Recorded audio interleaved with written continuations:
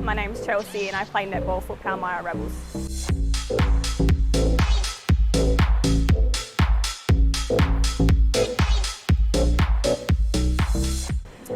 I did my knee at netball toward the end of the season, and Tom was the physio down at F&A who I first met with.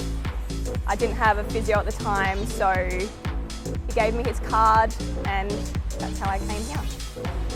The first thing I thought when I tore my ACL was that it means I'm going to have surgery. So Tom was the kind of first person to open my eyes to a conservative treatment. And we spoke about what I was doing at the time in terms of prac and work. So he thought about me more as a whole person rather than just an athlete. So that's how we decided on the conservative route. I knew that conservative would mean I had to put in a lot of work. So I kind of really prioritised getting here as often as I can. And so first 3-4 months I was coming 5 days a week, and the coaches here just made that so much easier. The encouragement from them just really helped me commit to 5 days a week. The only previous experience I have with physios is more like see them once a week, let them know your progress and then go off and do it by yourself. Whereas at Ludus it's a lot more personal. You touch base more often, which makes it easier to see your progress and communicate any difficulties you might be having at the time. So each class starts off with a warm-up. All rehab and performance members do the warm-up together, and then after your warm-up you split off into your reconditioning portion of the workout. There's always coaches floating around asking you questions, really open to me asking questions and just making sure you're doing everything correctly and pushing yourself enough but not too much.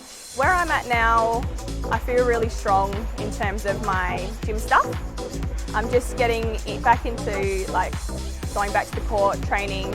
Those sessions were really good, mainly just for confidence and reassuring myself that I can do those movements and then just continue to build on them, do them at higher speeds, more intensity and represent gameplay.